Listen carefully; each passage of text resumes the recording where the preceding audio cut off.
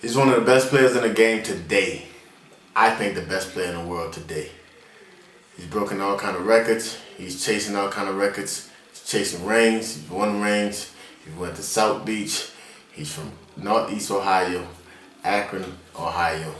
He's from the Cleveland Cavaliers, LeBron James. And this is his 5 keys to make him pay. How would you say you play in the NBA Finals? Not great at all. Not the way I know how to play the game of basketball on a high level. You know, I'm out there to be a game changer, and I didn't make enough game-changing plays. Were you not aggressive enough? Just easy to look back and say, wow, I should have did it this way, or I should have been more aggressive.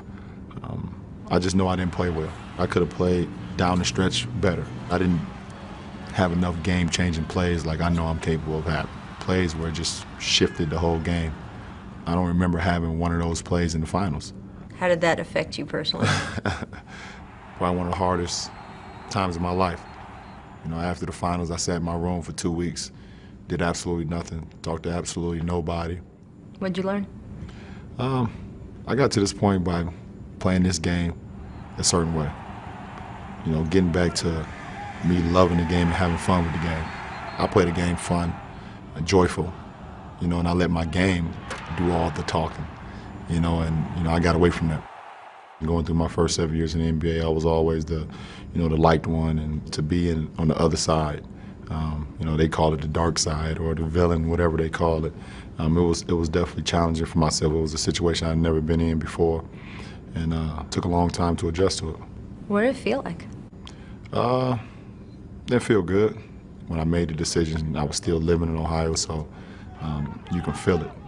You don't even have to hear it sometimes. You can feel it, you know, the hatred or whatever the case may be of my departure. You know, if I could look back on it, I would probably change a lot of it. You know, the fact that having the whole TV special and people getting an opportunity to watch me make a decision on where I'm going to play, I would probably change that.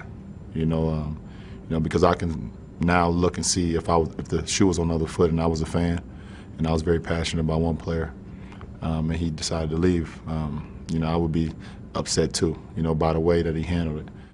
As you said, you feel the hate. You sort of feel all this and people burning your jersey on TV. Right. What does that turn you into? It basically turned me into somebody I wasn't. You know, you start to hear the villain, you know, now you have to be the villain, you know, and I started to buy into it. You know, I started to play the game of basketball at a level or at a mind state that I never played at before, meaning angry, you know, and that's mentally, and that's not the way I play the game of basketball. I'm not here to ask for any sympathy or ask for no apology, just letting people know who I am and who I am. How different do you want it to be this season? Oh, it's totally different.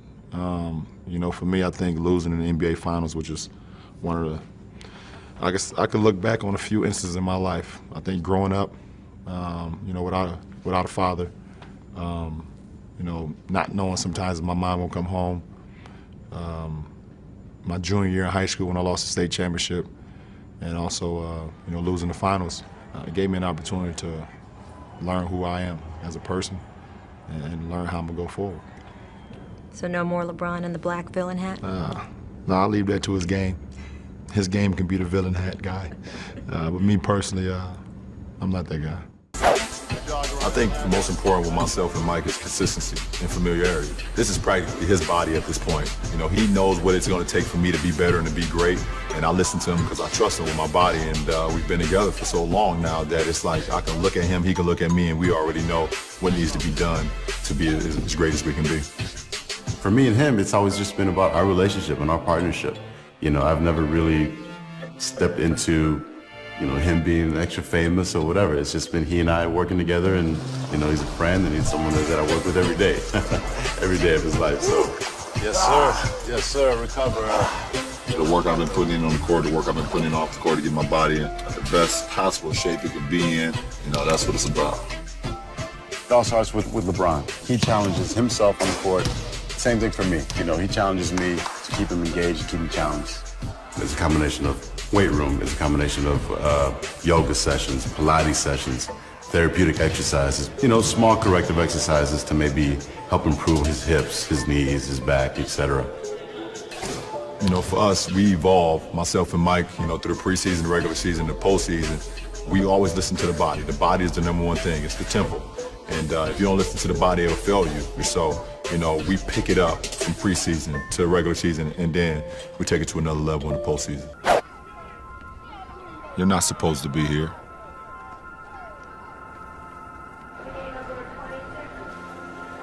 You're not supposed to get out of your neighborhood. You're not supposed to believe you can do it. Yeah, you were told you were going to be one of the greats. But they told so many others the same thing. You're not supposed to be here.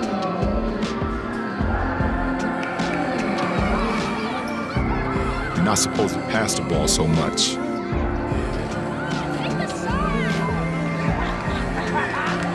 Or play like a giant.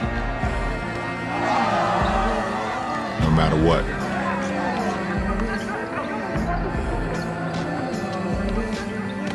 You're not supposed to be here. You're not supposed to play 40 minutes and make up 40 feet and make a defensive play, a defining moment in your career. You're not even supposed to be here. And yet, here you are. You feel a lot less pressure this finals run just because you are undermanned and you had some injuries as opposed to previous years? Nah, I feel confident because I'm the best player in the world. That's simple. LeBron, Mark Carmen, WGN. Following up on that, what are fair expectations going forward? Do you feel like you guys are underdogs? I mean, how do you look at it? Huh? Underdog? Well, right. Me? I don't think so. But me either. I would never be an underdog. would you call yourself a favorite? I think we have a great chance. You know, that's what we're here for. You know, one thing about us, we're going to play hard. We're going to give ourselves a fighting chance, and, you know, we let the game take care of itself. I've got to tell you, I was surprised when I picked up the book this weekend because it was dealing not with the success that you have now in the NBA. People see the final product often, and they don't know how you got there. And you talk about the friends, and they were like brothers to you. Why did you want to tell that story? I just thought it was important. You know, I think what you just said is very key. I mean, everyone always see the finished product, or, you know, they see me now and, you know, being the superstar I am now at the level I'm at now. But if it wasn't for the times before, you know, growing up, you know, from age 8 to 15, in those years, you know, when I had, you know, no cameras around, those are the years that really made me become who I am today. You talk about, in your book, a lot about the Fab Five. You were the shooting stars. You're very honest that you've got your number one fan is clearly your mom, Gloria. Right. And she had, like a lot of single moms, had some challenges. Right. And you moved around a great deal. But you were able to find some father figures like Coach Drew. What kept you all together? What kept you together? The game of basketball kept us together. And one thing Coach Drew always explained to us was, use the game of basketball and don't let it use you. You know, and we used it, and it created friendship. It created a brotherhood. It created a lifestyle that we love and we all had in common. So, you know, Coach Drew gave us the game, and we used it to create something that's going to live forever.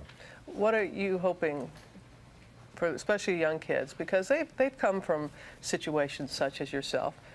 They don't go on, some of them, to do what you're doing. But it's not so important that you're playing in the NBA. It's that you're a responsible young man.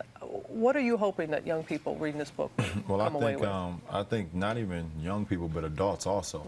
You know, when kids have dreams, which they really do all the time, you know, hopefully adults can give them an outlet to possibly make that dream become reality. And just like you said, it's not going to always result in someone being a professional athlete, but, you know, someone being, you know, a fireman or honor roll student in high school, get a full-time scholarship for academics going to college. Right.